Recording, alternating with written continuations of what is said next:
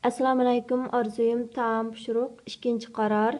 Haqliq sonidagi barliq azizlar, bugun o'tilmoqchi bo'lgan darsimiz bolalar bo'lkisi, ya'ni qush shakllik bo'lka.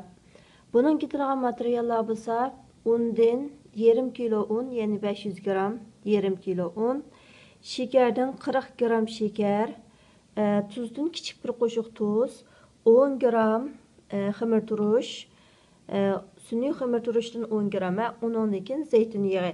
Zaytun yağıdan 100 gram. Undan keyin xamir yoğurish uchun muvofiq miqdorda ilman suv tayyor qilib olamiz, xonimlar. Oldi bilan biz mavu bir pokisbon bir qochimizni azroq zaytun mayini qo'yib, buni maylab oldik, xonimlar. Chunki men xamir yo'g'irgan vaqtimizda mush qochiq yopishib qolmaslik uchun oldi bilan maylab oldik. Undan keyin mav yarım kilo unimizni tasqab tushiramiz.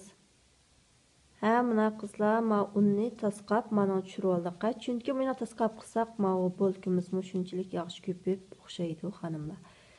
Mush tasqagan jarayonda mush unniki mana gado ko'zi bir narsa chiqdi, xonimlar.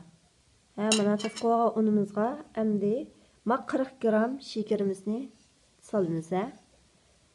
Undan keyin ma bir kichik qo'shiq tuzimiz bilan 10 gram xamir turishimizni mush unga to'kyapmiz. Töküp palağımız bilen yaxşı aralashtirib o'tamiz buni.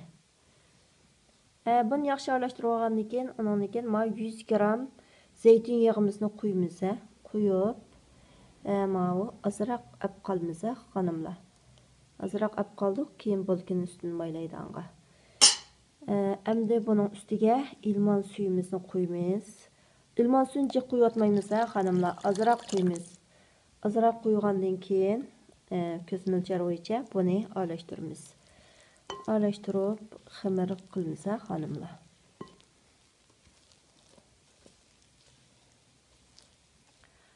Ma suyimizni jiq qo'ymaymiz, biroqla oz-ozdan qo'yib turib, shunda xamir qilamiz, xonimlar. Bu xamirimiz bo'shimiz, chang emas.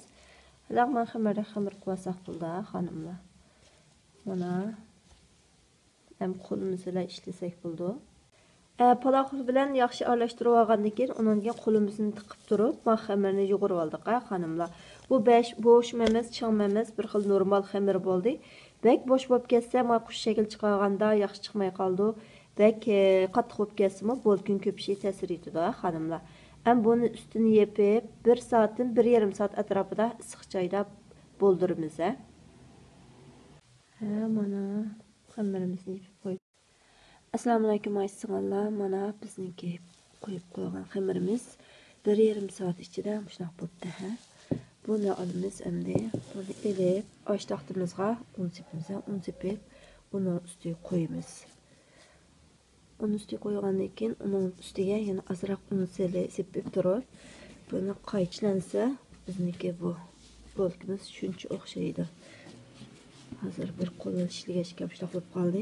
Buni ishlab buni 10 minut ishlaymiz.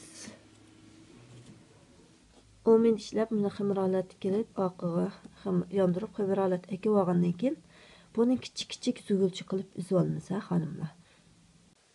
Mana xonimlar, har birsida 34 gramdan qilib 25 tal zugulchi qilib oldik. Xuddi bo'loq mantining zugulini uzib olgandek uzib oldik. Endi zugulchimizni mashinasiga lag'manni piltisini qilgandek pilt qilib olamiz, xonimlar. Qushqochdan so'rtini chiqarish uchun mashinasiga qilib o'tirsini inchi kerak, ma ikki tarafini sal to'mbaroq qilamiz.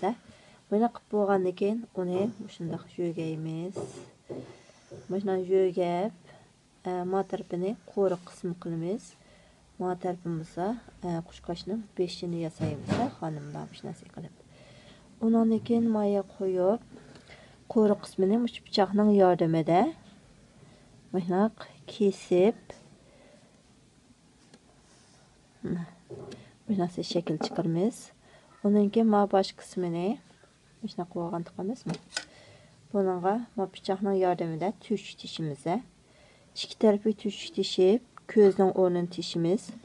Undan keyin ma uningdek qor gunjutlarimizni Muşinin tuşunun o'rniga po'tirib qo'yamiz, xonimlar. Mana. Qor gunjut yoki siyodanni mana patırıp koygandan keyin bunu şundaq çimdip, ağzını bunandek kesip şundaq şekil çıkarmız. Mana kuşkuchimiz tayyor bo'ldi. Mana shunaq.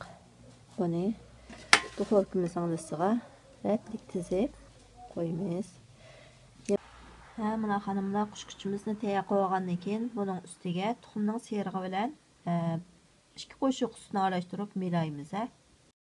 Mana xonimlar, bir tal tuxumning serig'iga 2 qoshiq suv qo'ydik.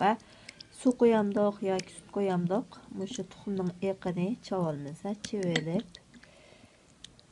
Tayyor qo'ygandan keyin buni mau qushqacharimizning ustiga milab shakl chiqamiz. Buni milab bersak, bu qushqacha sap-seriq, chiroyli chiqadigan yorim bor. Tekshi hammasini mana milab chiqamiz. Mana tuxumning serig'i bilan suvni milib oldik. Buni 180 gradusda 25 minut pishirib olamiz. Mana duxovkaga soldik. Mana bizning bolgirimiz pishib chiqdi. Endi biz buningga zaytun meyini xamir yo'g'agacha azroq olib qolgan shu zaytun meyi bilan maylab buni paqiriq shaklda ko'gizimiz xonimlar. Hamma qushqachlarimizni shu zaytun meyi bilan maylab chiqamiz. Mana qizlar, bizning qushqacha shakllik bolkalarimiz pishib chiqdi. Bu bolkalarimiz shunchalik o'zgacha qushqacha shaklda mana aslari shunday pishib chiqdi. Bolalarimiz bekmi yaxshi ko'rib yeydi. Bu sabolaringizga etib pishirib beringizlar xonimlar. Shuning bilan bugun o'tilmoqchi bo'lgan qushqacha shakllik bolalar bo'lgisi shuning bilan tamom bo'ldi. Ko'rishguncha omon bo'lingizlar.